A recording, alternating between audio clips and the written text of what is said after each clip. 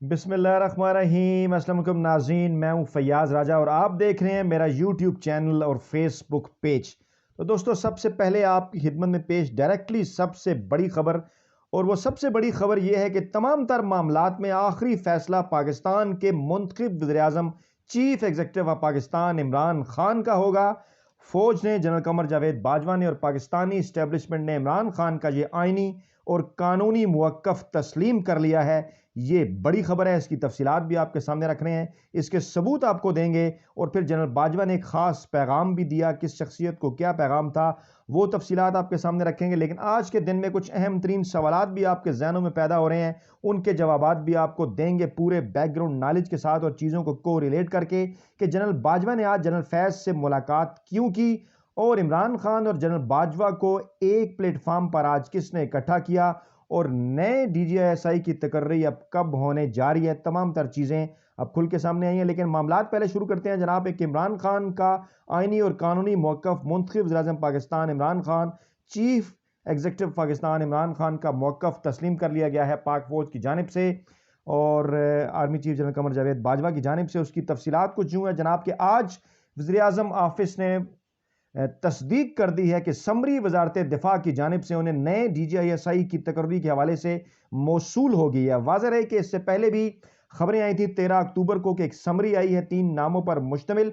हालांकि 6 अक्टूबर को पहले आईएसपीआर की प्रेस रिलीज में यह कह दिया गया था कि नए डीजीआईएसआई डेजिग्नेट होंगे जनरल नदीम अंजुम, लेकिन उसके बाद उनका नोटिफिकेशन नहीं हुआ। तो फिर कुछ सवालात पैदा हुए और फिर इस किस्म की चीज़ें सामने आई कि आईनी और कानूनी तरीकाकार क्या है। फिर 13 अक्टूबर को यह खबर आई कि समरी भिजवाई गई है, लेकिन जो वजारत उज़्मा का ऑफिस है वज़ीर-ए-आज़म का, उन्होंने इसकी तरदीद कर दी। लेकिन आज ये मुसद्दका खबर है और जिससे ये जाहिर होता है, यही सबसे बड़ा सबूत है कि इमरान खान का आईनी कानूनी मौक़िफ़ तस्लीम कर लिया पाक फ़ौज ने, इस्टेब्लिशमेंट ने, जनरल कमर जावेद बाजवा ने और 3 नामों की समरी जो है वो वज़ीर-ए-आज़म ऑफिस को मौसूल हो गई है। 2 नाम जो सामने आ रहे हैं, एक तो लेफ्टिनेंट जनरल नदीम अंजुम का नाम, जिनका नाम पहले भी अनाउंस किया गया, और दूसरा नाम लेफ्टिनेंट जनरल सरफराज अली जो कि कोर कमांडर कोयटा है इस वक्त। और तीसरे नाम के हवाले से पिछली समरी के हवाले से जब खबरें सामने आई थी तो लेफ्टिनेंट जनरल साकिब मलिक का नाम सामने आया था, लेकिन इस वक्त इस समरी के में जो है वो ये तीसरा नाम अभी तक कंफर्म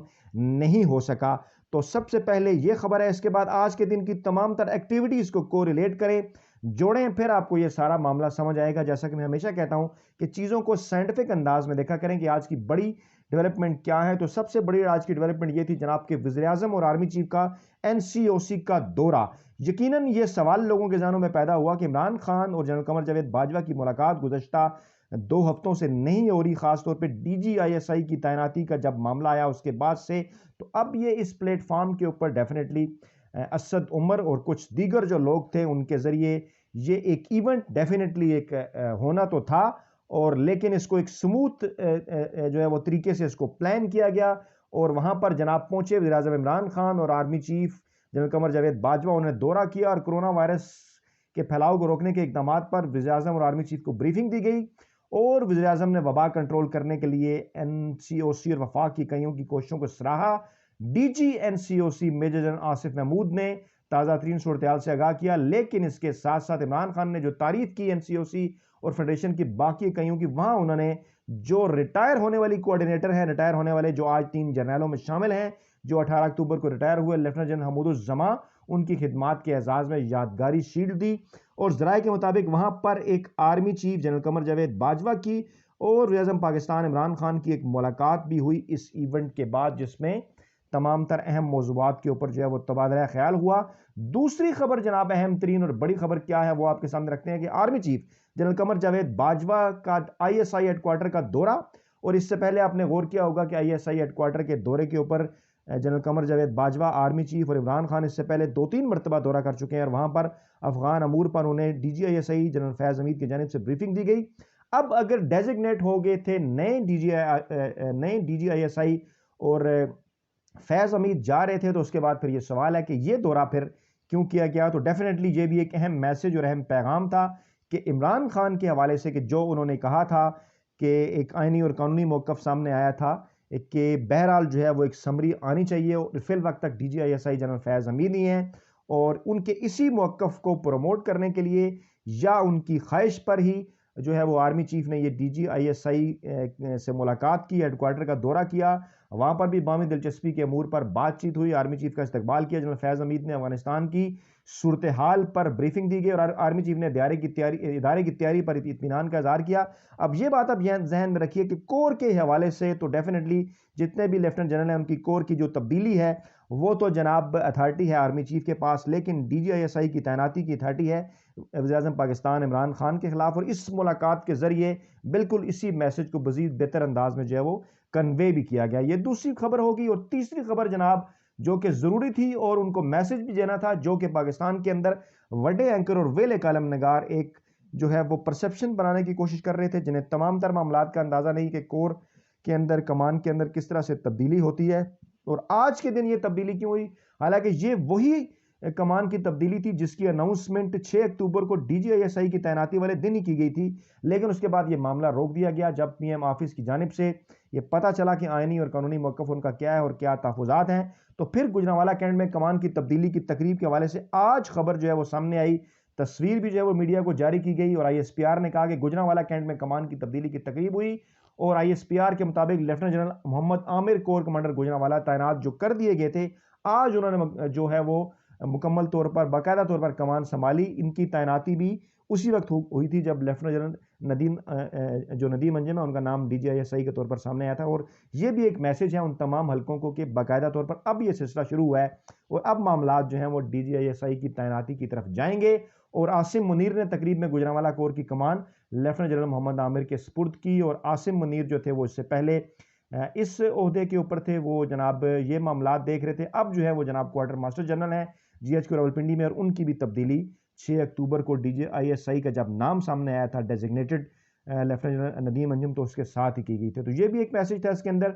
उसके बाद जनाब PDM के रद्द अमल से आप अंदाज़ा लगा सकते हैं कि मामलात, उनकी ट्रेन एक मरतबा फिर मिस हो गई है, लेट हो गए हैं वो, और जो एक तासुर से, परसेप्शन से फ़ायदा उठाना चाहते थे उसमें नाकामी होगी।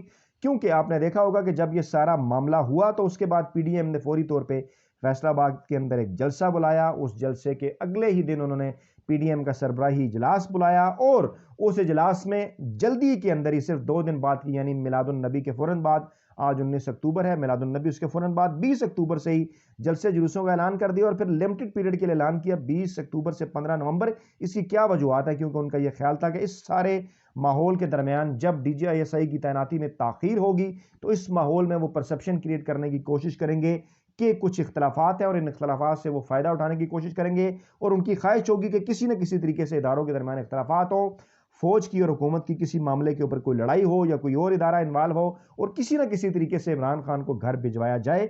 लेकिन ये उनकी ख्वाहिश पूरी होती नजर नहीं आई। लेकिन तफसीलात आपके सामने रखते हैं कि मुल्क गिर एहतजाज का उन्होंने ऐलान किया और इसी तरह पीपल्स पार्टी ने भी, देखिए कितनी जल्दी में ऐलान किया बिलावल भुट्टो पीपल्स पार्टी ने, और पहले उन्होंने अपने कुछ मुंतखब मुलाजिम साथियों के जरिए ट्वीट्स भी करवाए कि पीपल्स पार्टी इस्लामाबाद की जानिब लॉन्ग मार्च का ऐलान कर रही है। उससे पहले सिराजुल हक साहब ने ऐलान कर दिया 31 अक्टूबर को। तो इन तमाम चीज़ों को मिलाकर देखिए कि पाकिस्तान में हमेशा इस माहौल से फ़ायदा उठाने की कोशिश करते हैं अपोजिशन की सियासी जमातें और अपनी सीवीज जो है वो पेश करती हैं। और मौलाना फजल रहमान साहब ने कहा, जनाब नैब तरमीमी आर्डनेंस का उन्होंने जिक्र किया, मुस्तरद करते हैं।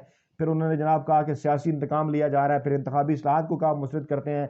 फिर RTS के खिलाफ उन्होंने बात की, वोटिंग मशीन के खिलाफ बात की।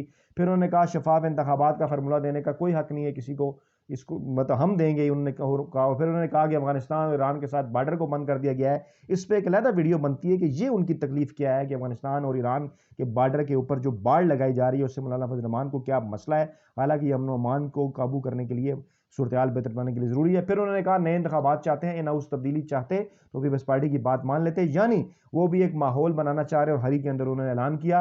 लेकिन इसके बाद आखिरी खबर जो सामने आई, जो कि इस हमारी खबर की भी तस्दीक कर रही है, वो जनाब क्या है, सारे मामला तय हो चुके हैं। फवाद चौधरी की ये स्टेटमेंट आई और उन्होंने मौलाना फजल रहमान को भी रगेदा। उन्होंने कहा जनाब कि वो चले हुए कारतूस हैं, आर्मी चीफ और वज़ीर-ए-आज़म की मुलाकातें होती रहती हैं, आज भी हुई, सारे मामला तय हो गए। प्रेस कॉन्फ्रेंस उन्होंने की, उन्होंने कहा कि महंगाई पर उन्होंने बात करने कहा, सिंध में आटे की कीमत ज़्यादा है, उस हुकूमत के ऊपर भी उन्होंने तनकीद की। फिर उसने कहा कि हमारे लोग किसी और सियारे पर नहीं रह रहे, पूरी दुनिया में कीमतों में इजाफा हो रहा है, पाकिस्तान में हो रहा है, महंगाई के ऊपर उन्होंने बात की, रिफॉर्म्स के ऊपर उन्होंने बात की, लेकिन एक मैसेज उन्होंने दिया मौलाना फजल रहमान को और पीडीएम को कि वो रेंट ए क्राउड का काम मौलाना फजल रहमान दीगर अपोजिशन के लिए करते हैं। और फिर उन्होंने कहा कि अपोजिशन को फिर एक मरतबा से मायूसी होगी, वो पुरानी तनख्वाह के ऊपर ही काम करेंगे। तो जनाब आज का दिन इस हवाले से बड़ा अहम है, बड़ा इंपॉर्टेंट है। 12 रबीउल अव्वल का मुबारक दिन है। आप सबको इस दिन की खुशियां भी जो हैं वो मुबारक हो, और एक बड़ी डेवलपमेंट के लिए, अनाउंसमेंट के लिए भी आप इस दिन को ख़ास तौर पर तैयार रहिए। अपना बहुत ख्याल रखिएगा, दुआ में याद रखिएगा। नई वीडियो के साथ जल्द आपकी खिदमत में हाजिर होंगे। अल्लाह ने के बाद।